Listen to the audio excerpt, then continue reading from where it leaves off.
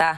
Доктор Василев, искам сега да ни опишете как точно се случва аборта. Какво представлява, каква е манипулацията и какви видове биват абортите? Ами, вижте, аз искам да ви покажа инструментариума. Да, много държа на това, да ни покажете инструментариума. Това е важно. Да, ето, може да го видите. Вижда ли се добре при вас? Да, вижда се прекрасно. Ако можете, ги изведете един по един инструментите и ни разкажете кой за какво е. За отделните видове аборт и за отделните видове интервенции, точно с кои инструменти? Това са валвите, които се поставят, за да се раздвори влагалището на жената и да се вижда хубаво шийката. След което тя се залавя с този инструмент, виждате го, този двузъбец, фиксира се. След което се сондира матката с тази сонда. За да се определи, тя е градуирана, виждате, да се определи колко е дълбочината на матката. След като е вече заловена, разбира се, преди това се почиства с стерилизиращи разтвори, за да е чисто, за да не се внесе инфекция. Това пропуснах да ви кажа. И се пристъпва към дилатиране или разширяване на канала. Ето с тези инструменти. Тук ги виждате, те са с различни дебелини. След като вече канала е разширен, се пристъпва към аспирация. Това е методът, който се практикува в България. Това е канюлата, с която вакуум аспирация се казва. Аспирира се плодното яйце.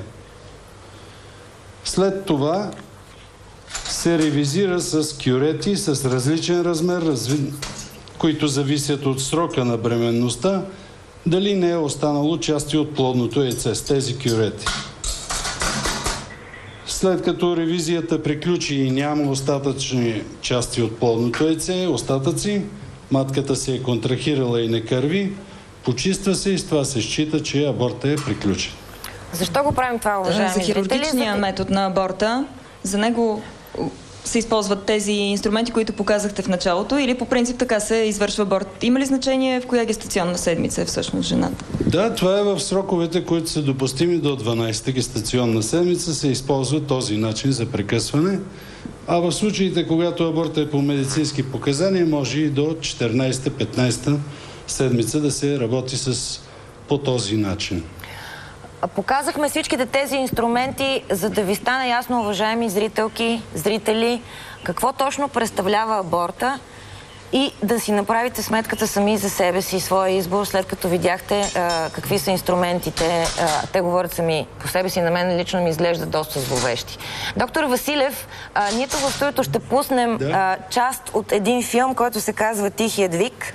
Людмила, вие ни го предоставихте. Разкажете ни повече за него, докато гледаме кадрите, ако е възможно. Този филм, всеки, който се интересува и има достъп до интернет, може да си го гледа и в YouTube, целият филм. Той също обяснява процедурата на аборта и след това показва на видеозон самата процедура и как бебето реагира. Аз смея да твърда, че това е бебе или ембрион или фетус, както искате, но не и плодно яйце, защото то отдавна е излязло от формата на яйцето. Как реагира на аборта. Вижда се как постепенно изчезват частите на тялото и накрая остава само главата, която не може да излезе през тази вакуумна тръба и трябва да се смачка със специални щипци, за да може да излезе. Това представлява филма. През цялото време виждаме как много активно бебето се движи и се опитва да избяга инструмента, който скоро след започването на процедурата ще отнеме живота му. Това представлява филма. Доколкото ми е известно, доста лекари, които са гледали този филм, след това са се отказали да правят повече аборти. Да, наистина. Има лекар, американски лекар, който е правил по 10 000 бил правил 10 000 аборта, докато е станал един от рецензентите на този филм и след като го е изгледал, се отказал вече от абортите. Доктор Василев, как ще коментирате вие този филм? И след това следващия ми въпрос към вас е: кой е най-тежкият аборт, който вие сте правили? Ако може да ни го разкажете нагледно. Вижте, филма визира след 10-та гестационна седмица. когато вече започва оксификация на костите и тогава може да се наложи действително с този инструмент да се смачкат костите и извлекат вече от маточната кухина. Преди това аспирацията е достатъчна.